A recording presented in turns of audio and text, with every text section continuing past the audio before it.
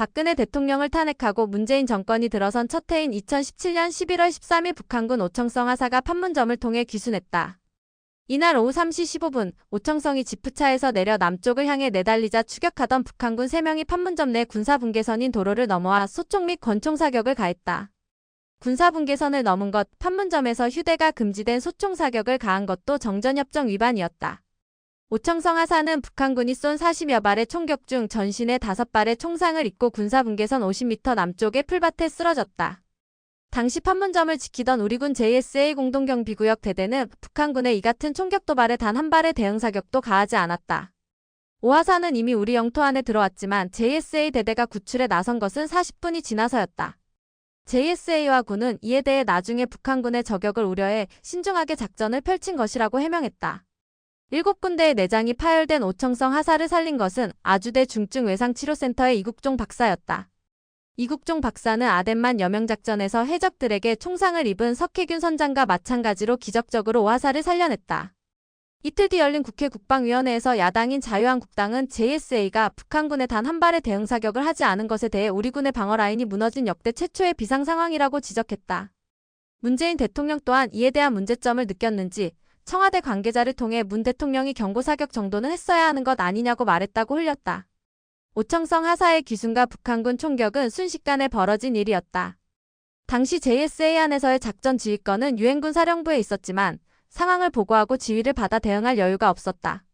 북한군이 군사분계선을 넘어와서 남쪽에 있는 사람을 향해 수십 발의 총격을 가하고 있다면 당연히 경고 및 대응 사격을 했어야만 했다. 북한군의 총격을 피하기 위해 수십 분이 지나 오 하사 구출에 나선 것도 오점이 아닐 수 없다. 그럼에도 문재인 정권 시대이다 보니 JSA 대대의 이 같은 대응은 마치 전쟁을 막은 영웅적 행위로 미화됐다. 권영환 JSA 대대장 중령은 표창을 받기도 했다. 권영환 당시 JSA 대대장이 123 비상계엄에도 등장했다. 지난 21일 열린 국회 윤석열 정부의 비상계엄 선포를 통한 내란 혐의 진상규명 국정조사특별위원회 국조특위의 권영환 전 합동참모본부 계엄과장 대령이 증인으로 출석했다. 권영환 전 과장은 이날 용기를 내서 말한다며 발언을 자청해 계엄 포고문을 작성하려면 대통령의 서명이 들어간 공고문이 필요한데 대통령 서명이 담긴 공고문을 보지 못했다고 주장했다.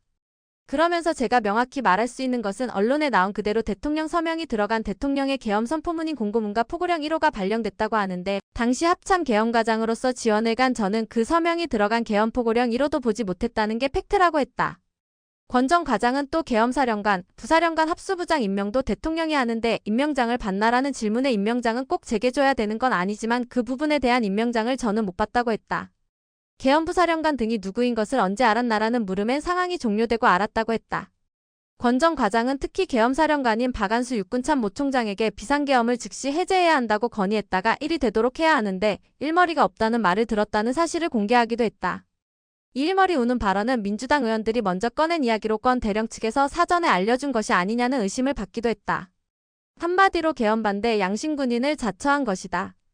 때문에 군 장성 출신인 국민의힘 한기호 의원으로부터는 군인이라면 일단 명령을 먼저 따라야 하는 것 아니냐는 질책을 받기도 했다. JSA 대대장은 임무의 중요성 때문에 육군에서 가장 우수한 자원을 뽑아서 임명해왔다. 역대 JSA 대대장 출신 중 장성 진급을 못한 사람은 단 한 명도 없었고 대부분 1차로 진급해 별을 달았다.